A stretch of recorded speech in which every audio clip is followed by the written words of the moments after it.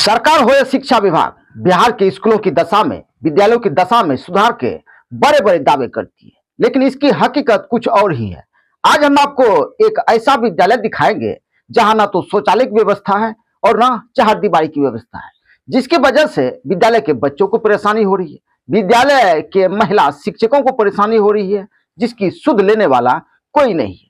जी हाँ, यह वही विद्यालय है जिस विद्यालय का एक बार उद्घाटन भागलपुर के पूर्व सांसद बुलो मंडल ने किया था। फिर दोबारा इस विद्यालय का उद्घाटन बीरपुर विधानसभा के वर्तमान विधायक कुमार शैलेंद्र द्वारा किया गया, लेकिन फिर भी विद्यालय की व्यवस्था दुरुस्त नहीं हो पाई। यह विद्यालय भागलपुर जिले के नारायणपुर प्रखंड में पड़ता है और इस विद्यालय का नाम है प्राथमिक विद्यालय कॉलेज टोला नारायणपुर। विद्यालय में शौचालय की व्यवस्था नहीं होने के कारण महिला शिक्षकों को, महिला शिक्षिकाओं को दूसरों के घर में जाना पड़ता है, उन्हें भारी परेशानियों का सामना करना पड़ रहा है। विद्यालय में शौचालय की व्यवस्था नहीं होने के कारण बच्चे विद्यालय छोड़कर अपने घर में शौच वगैरह करने जाते हैं। यह है हकीकत। शौचालय की व्यवस्था है? नहीं है। शौचालय की व्यवस्था है? नहीं है। दिक्कत होता होगा तब? बहुत दिक्कत होता है। घर जाना पड़ता है। यहाँ व्यवस्था नहीं है। तो घर जाने के बहाने घर में रह जाते होगे? आते हैं फिर बहुत दिक्कत होता है। यहाँ विद्यालय बन गया लेकिन शौचालय की व्यवस्था अभी तक नहीं है।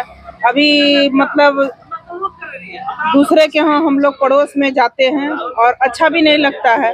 और सुबह हम लोग का ड्यूटी ऐसा है, सुबह घर से 6 बजे चलते हैं तो दिन भर अगर यहाँ सुबह 9 बजे से लेकर अगर इंसान 4 बजे तक रहेगा तो लेटरिन बाथरूम तो ऑब्वियसली लगना ही है और बहुत प्रॉब्लम होती है। हम लोग 3 लेडीज हैं यहाँ, बहुत समस्या इसके लिए हमारे प्रधानाध्यापक जी कैसे?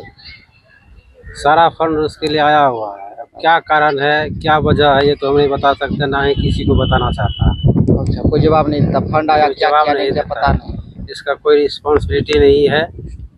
मैंने इसके बारे में आवेदन भी दिया था, बीडीओ साहब को भी, सीओ को भी, ईमेल किए थे, डीएम साहब को भी, सारे जगह हम आवेदन दिए हुए थे। उस आवेदन पर कोई भी कार्रवाई नहीं। चारदीवारी के बारे में पूछे तो उन्होंने कहा कि फंड आया हुआ है। अब जब तक हम लोगों को जानकारी नहीं होगी तो हम लोग क्या बताएंगे। महिला शिक्षक को परेशानी काफी बहुत दिनों से होता है, इससे पूर्व भी होता था। और आज जितने दिन से स्कूल है, सभी जितने भी महिला शिक्षक हैं, पुरुष शिक्षक है, शौचालय के लिए आस पास पड़ोस में जितने भी हैं उनसे सहयोग लेकर के उनके घर में ही जाने का काम अभी तक कर रहे हैं। विद्यालय में शौचालय की व्यवस्था नहीं, इसकी वजह से महिला शिक्षकों को परेशानी हो रही है, इसकी चिंता किसी को नहीं है। शौचालय की व्यवस्था नहीं होने के कारण विद्यालय के बच्चों को परेशानी हो रही है, इसकी चिंता किसी को नहीं है। यहाँ के स्थानीय लोग और विद्यालय की शिक्षिका भी इसके लिए विद्यालय के प्रधानाध्यापक को जिम्मेवार ठहरा है। उनका कहना है कि विद्यालय में शौचालय और चारदीवारी निर्माण के लिए फंड आया हुआ है, लेकिन विद्यालय के प्रधानाध्यापक इसका निर्माण करवाना ही नहीं चाह रहे। ऐसा भी कहा जा रहा है कि विद्यालय में शौचालय निर्माण करवाने के लिए जिस ठेकेदार को टेंडर दिया गया था वह काम अधूरा ही छोड़कर भाग गया। सरकार के द्वारा तो फंड आया लेकिन 1 साल से लटका हुआ पड़ा हुआ है। अब कौन पैसा उसका निगल गया, क्या हुआ, क्या विधि व्यवस्था है, हम लोग को नहीं पता है, कोई आइडिया नहीं है। हम तो बहुत बार कंप्लेन किए और एक जेई साहब थे रमा शंकर जी, उन्हीं के देखरेख में ये बना था और लेकिन पूरा नहीं हो पाया। वो आते रहे, जांच होते रहा, खाली फोटो खींच के जाते रहे। बट सब आए, हमने एक लड़की उस छत पे जाके गिरते गिरते बची, उसका स्कर्ट फंस गया, हम लोग उसको कैच करके लोगे हैं। अधूरा पड़ा है वो मकान, अधूरा पड़ा हुआ है, सीढ़ी बना हुआ है, सब कुछ बना हुआ है, लेकिन उसमें न सीट लगा है, न पानी का व्यवस्था है, न कुछ नहीं। इसके लिए जिम्मेदार हेडमास्टर है। कैसे सुनते हैं फंड आया है, बनवा नहीं रहा। बच्चा का क्या कल हो जाएगा इसका कोई गारंटी नहीं है। मेन रोड पर स्कूल है, चारदीवारी नहीं है। इसके लिए अगर फंड नहीं आया है तो हेडमास्टर को लिखा पढ़ी करना चाहिए, चाहे डीओ साहब को हो, शिक्षा मंत्री को हो, जहां से भी हो, यह लिखा पढ़ी हेडमास्टर का उत्तरदायित्व होता है। विद्यालय में शौचालय का फंड आया हुआ है लेकिन फिर भी और अभी तक बना नहीं है। और चारदीवारी का जो बात है, चारदीवारी का पैसा यहाँ पे है रखा हुआ, लेकिन अभी तक बना नहीं है। और यहाँ के कोई भी जनप्रतिनिधि या समाज सेवक हो किसी भी प्रकार का कोई विरोध भी नहीं जताते हैं। खुद से देख सकते हैं कि अभी 1 मिनट में 3 बाइक गुजरे, 3 बाइक गुजरने पर और बगल में बच्चे चापाकल पे खड़े हैं, कभी भी ऐसा वैसा अनहोनी हो सकता है। इसका जिम्मेवार कौन है? यहाँ के प्रधानाचार्य या यहाँ के जनप्रतिनिधि, यहाँ के प्रखंड पदाधिकारी जो भी यहाँ पे हैं, या शिक्षा विभाग? अब विद्यालय में शौचालय की व्यवस्था नहीं है, यह देखना किसका काम है, यह किसकी जिम्मेवारी है? ठेकेदार काम अधूरा छोड़कर भाग गया, यह देखना किसका काम है, यह किसकी जिम्मेवारी है? विद्यालय में शौचालय का निर्माण नहीं हो पा रहा है, यह देखना किसका काम है?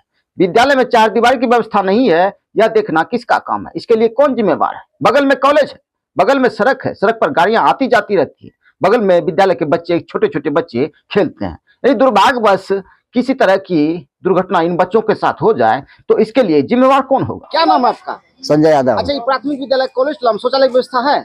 नहीं है, कब से नहीं है? अरे शुरू से नहीं है। इसके लिए कौन जिम्मेवार है? इससे जिम्मेवार मास्टर है, हेडमास्टर। 4 दीवारी की व्यवस्था है यहाँ? है 4 दीवारी की व्यवस्था है? 4 दीवारी का कह रहा फंड आया हुआ है, शुरू नहीं करवा रहे कौन है?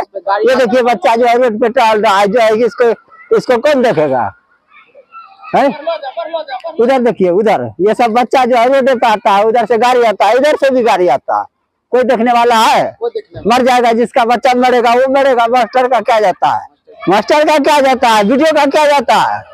इसके लिए सबसे पहला जिम्मेवार यहाँ का जो प्रधानाचार्य है, उनका दायित्व बनता है।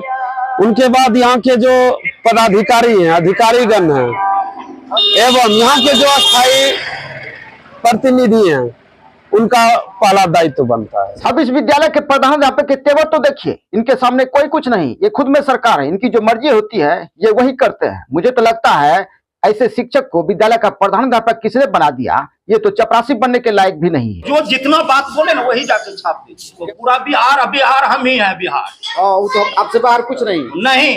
इस विद्यालय के प्रधानाध्यापक पर ही इस टोले के वार्ड सदस्य और पंच ने बिना शिक्षा समिति की बैठक के लाखों रुपए फर्जी तरीके से निकासी करने का आरोप भी लगाए थे और इसकी लिखित शिकायत प्रखंड के बीईओ साहब को भी की गई थी और इसकी एक प्रतिलिपि पंचायत के मुखिया को भी दी गई थी, लेकिन इस संबंध में आज तक कोई कार्रवाई नहीं हुई। इससे क्या साबित होता है? इससे क्या साबित होता है? इसमें सबकी मिलीभगत है। इस शिक्षक पर फर्जी निकासी मामले में आज तक कोई कार्रवाई क्यों नहीं हुई? यही होता है। विद्यालय में शौचालय की व्यवस्था है या नहीं, विद्यालय में 4 दीवारी की व्यवस्था है या नहीं, विद्यालय में पढ़ाई हो रही है या नहीं, इसकी चिंता किसी को नहीं। इलाके के जनप्रतिनिधि भी बड़े बेशर्म है, उसको भी इसकी चिंता नहीं है। विद्यालय में बच्चों को सही तरीके से भोजन मिल रहा है नहीं, इसकी चिंता किसी को नहीं। यही होता है। बिहार सरकार का सुशासन भावों का सिस्टम इसी तरह से चलता है। शिक्षा विभाग द्वारा रोज नए नए फरमान जारी किए जा रहे हैं और शिक्षा विभाग के प्रधान सिद्धार्थ साहब रोज पटना में बैठकर वीडियो कॉलिंग के जरिए विद्यालय की जांच पड़ताल कर रहे हैं। साहब जरा एक बार इस विद्यालय की भी जांच पड़ताल कर लीजिए।